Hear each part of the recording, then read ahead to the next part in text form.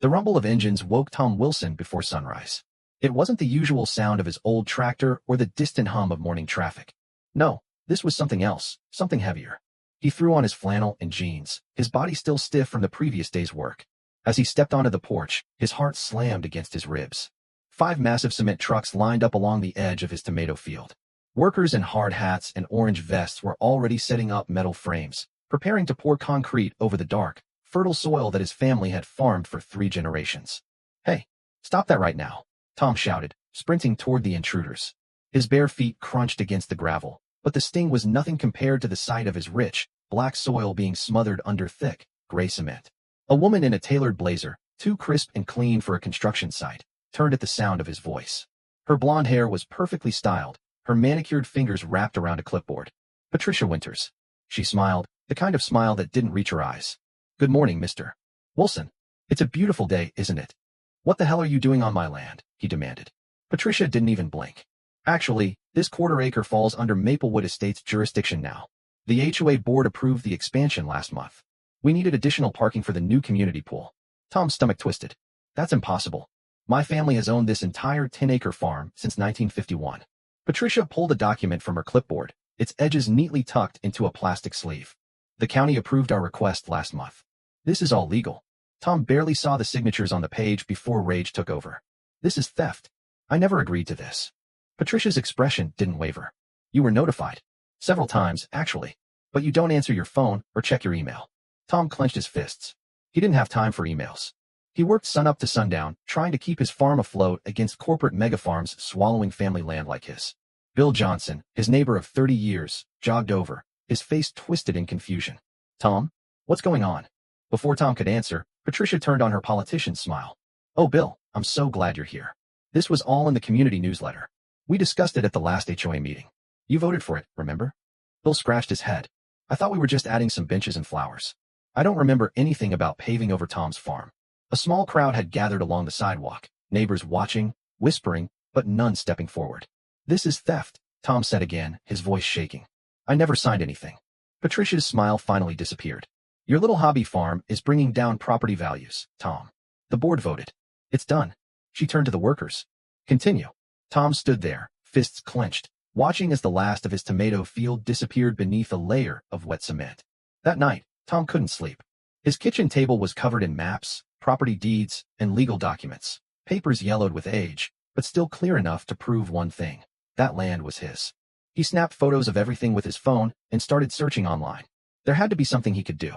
A notification popped up from the local community Facebook group. Someone had posted pictures of the concrete pour, praising the HOA for cleaning up that eyesore of a farm. The comments were even worse. These were people who had bought his fresh eggs, his corn, and his tomatoes at the farmer's market. People he had helped over the years. And now they were celebrating his loss. His phone buzzed with a message from his daughter, Anna. Tom stared at the screen, his gut twisting. This wasn't just about land. It was about his family's legacy, his only source of income, his daughter's future. His old friend Ray called. "Tom, I just heard what happened. That HOA president, she's married to a developer who's been buying up land all over the county. They're planning a shopping mall. Your farm is right in the middle of it." The pieces snapped into place. This wasn't about a parking lot. It was about forcing him out. They thought he was just a simple farmer they could bully. They didn't know he had spent 15 years as a real estate attorney before taking over the family farm. Tom picked up his phone and dialed a number he hadn't called in years. "Sam, it's Tom Wilson. I've got a fight on my hands. And I need the best property rights lawyer in the state." Tom sat on his porch, the phone pressed against his ear. The cicadas hummed in the background, filling the silence as Sam flipped through the documents Tom had emailed him. "Damn, Tom," Sam finally said. "They played dirty. But I think we've got an angle." Tom leaned forward. "Tell me." "The county approved the land seizure, but I bet they didn't do an environmental impact study. If you can prove that paving over your farm disrupted natural water drainage, endangered local wildlife, or affected soil stability, we can challenge the decision." Tom exhaled. "I've got old reports from when my dad expanded the irrigation system. Might show something useful. Find them. And Tom, start rallying people. This fight is bigger than just you." The next morning, Tom drove into town, parking his rusted truck outside Millie's Diner. Inside, the breakfast rush was in full swing. Locals gathered around steaming cups of coffee and plates of bacon and eggs. As soon as Tom stepped in, the conversation hushed. Millie wiped her hands on her apron and gave him a sad smile. "Heard about what happened? Then you know why I'm here," Tom said. He glanced around the room. "They came for me today. Tomorrow, It could be any one of you. Your homes, your businesses, this town. We need to fight back. An uncomfortable silence settled. Then, Bill Johnson spoke up. What can we do? It's not like we have money for lawyers. Tom straightened. I've got a lawyer. What I need is proof. We need to dig into the HOA's records, county approvals, and anything that can help us stop them. If they've cut corners, we'll find it. A few nods. Then more. A fire sparked in their eyes. I'll check old water reports, Ray offered. I can talk to the news, Millie added. They love a good David and Goliath story. Tom smiled. Then let's give them one. 2 days later, Tom stood outside the courthouse, facing a swarm of reporters. Patricia Winters and her lawyers stood nearby, their smirks fading as Tom handed a thick file to the judge. Your Honor, we have evidence that this land grab violated multiple environmental laws. We request an immediate injunction. Patricia's eyes narrowed. This is a waste of time. The judge flipped through the pages, then looked up. Not if it holds up in court. A flicker of doubt crossed Patricia's face. Tom clenched his fists. He wasn't just fighting for his land anymore. He was fighting for all of them. And he wasn't backing down. The judge set the file down with a measured expression. Mr. Wilson, this court takes environmental concerns seriously. If the evidence proves a violation, construction will be halted immediately. Until then, this court grants a temporary injunction. All development must cease. Tom let out a breath he hadn't realized he was holding. A murmur spread through the crowd, and Patricia Winters' face hardened into a tight smile. Outside the courthouse, reporters swarmed around Tom. Mr. Wilson, what's next? One asked. We keep digging, Tom said. This is just the beginning. Patricia stepped beside him, lowering her voice so only he could hear. You may have stalled us, Tom, but you can't stop progress. You're clinging to a past that's already gone. Tom met her gaze. Funny. I was about to say the same to you. Back at the farm, Ray had been busy. He spread old county records across Tom's kitchen table, highlighting sections in red. Look at this, Ray said, pointing to a document. They never filed a proper soil analysis before construction. If this land was marked as agricultural use only, then rezoning should have required an additional hearing. But there's no record of one. Tom's stomach tightened. You're saying they skipped a step. I'm saying they might have broken the law. A knock at the door startled them both. Millie stood outside, holding a newspaper. She looked furious. They're fighting back, she said, handing Tom the paper. The front page read, Stubborn farmer threatens town's future. Is Wilson holding Sierra Oaks back? Tom's hands curled into fists. So this is how they play it. Millie crossed her arms. Then we fight louder. Patricia's PR campaign moved fast. HOA meetings, social media ads, even local TV spots, all painting Tom as the villain standing in the way of community progress. They're turning people against me, Tom muttered as he scrolled through the comments on a news post. But then he noticed something. Not all the comments were against him. I grew up eating food from Wilson's farm. How is that an eyesore? If they can take his land, they can take anyone's. The town doesn't need another shopping center. It needs to remember where it came from. Tom exhaled. He wasn't alone. The next day, Millie's diner was packed, not just with friends, but with people who wanted to fight. Farmers, old-timers, young couples. Everyone with a stake in keeping the town's history alive. We start here, Tom said. They think they can drown us out. Let's make sure they hear us instead. The judge set the file down with a measured expression. Mr. Wilson, this court takes environmental concerns seriously. If the evidence proves a violation, construction will be halted immediately. Until then, this court grants a temporary injunction. All development must cease. Tom let out a breath he hadn't realized he was holding. A murmur spread through the crowd, and Patricia Winters' face hardened into a tight smile. Outside the courthouse, reporters swarmed around Tom. Mr. Wilson, what's next? One asked. We keep digging, Tom said. This is just the beginning. Patricia stepped beside him, lowering her voice so only he could hear. You may have stalled us, Tom, but you can't stop progress. You're clinging to a past that's already gone. Tom met her gaze. Funny. I was about to say the same to you. Back at the farm, Ray had been busy. He spread old county records across Tom's kitchen table, highlighting sections in red. Look at this, Ray said, pointing to a document. They never filed a proper soil analysis before construction. If this land was marked as agricultural use only, then rezoning should have required an additional hearing. But there's no record of one. Tom's stomach tightened. You're saying they skipped a step. I'm saying they might have broken the law. A knock at the door startled them both. Millie stood outside, holding a newspaper. She looked furious. They're fighting back, she said, handing Tom the paper. The front page read, Stubborn farmer threatens town's future. Is Wilson holding Sierra Oaks back? Tom's hands curled into fists. So this is how they play it. Millie crossed her arms. Then we fight louder. Patricia's PR campaign moved fast. HOA meetings, social media ads, even local TV spots, all painting Tom as the villain standing in the way of community progress. They're turning people against me, Tom muttered as he scrolled through the comments on a news post. But then he noticed something. Not all the comments were against him. I grew up eating food from Wilson's farm.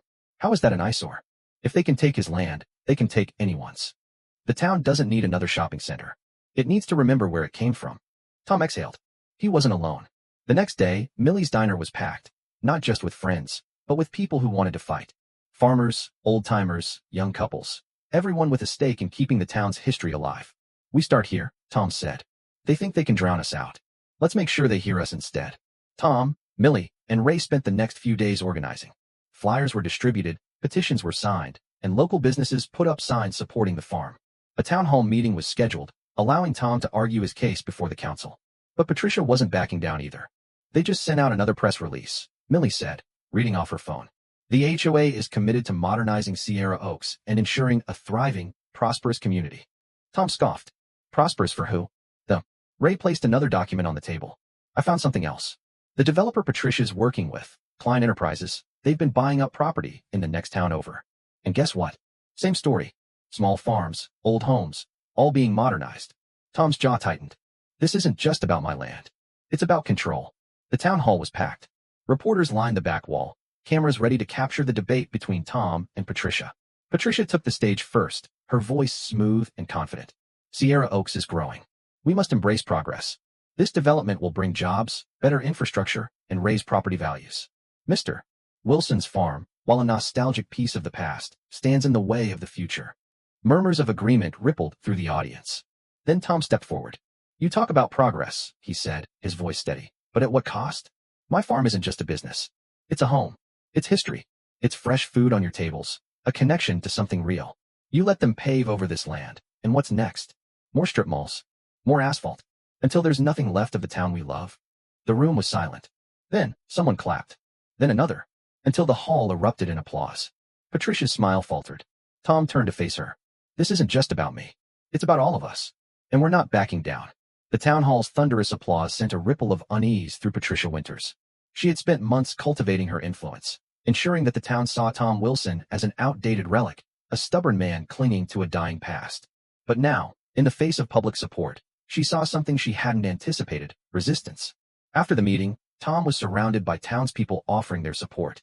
Even Bill Johnson, who had initially supported the HOA, approached with an apologetic handshake. I didn't realize how deep this went, Tom, Bill admitted. We were blindsided. Tom shook his hand. Glad you see it now, Bill. We've got one more fight ahead of us. 1 week later, the county courthouse was packed. Tom sat beside Sam, his attorney, as Patricia and the HOA's legal team prepared their final arguments. They're going to push hard, Sam whispered. But we've got them. The judge entered, calling the courtroom to order. Patricia's lawyer went first, arguing that the development was in the town's best interest. Then Sam stood. Your Honor, we have uncovered multiple violations in the rezoning process. This development bypassed environmental impact requirements, and our evidence shows that Klein Enterprises, this project's developer, has a history of illegal land acquisitions. We request that all construction permits be revoked and that this case be referred for a full investigation. The judge looked over the evidence in silence and then turned to Patricia. Ms. Winters, can you explain why these documents show that a required environmental review never took place? Patricia's face drained of color. She whispered to her lawyer, but there was no good answer. The judge straightened. This court rules in favor of Mr. Wilson. All development will be permanently halted, and the land must be restored to its prior state. The courtroom erupted. Tom let out a long breath as Millie and Ray clapped him on the back. It was over. With the case lost, Klein Enterprises quickly backed out of the project, leaving Patricia to take the full brunt of public scrutiny. Under pressure from the town, she resigned from the HOA. As for the concrete already poured on Tom's land, the county ordered it removed at the developer's expense. Tom watched as bulldozers tore up the slabs, exposing the soil once more. It was bruised, but not broken. And neither was he. Months later, Tom stood on his land, the fields once again thriving. His daughter Anna had come home for the summer, working alongside him just like he had with his father years ago. Millie's diner was busier than ever, and local businesses thrived. The town had learned an important lesson. Progress didn't have to mean paving over history. Ray leaned against a fence post, watching Tom work. So what now? Tom wiped his brow, looking over his farm. We rebuild. We grow. And we make sure this never happens again. As the sun set over the fields, Tom felt something he hadn't in a long time. Peace. He had fought for his home. And he had won.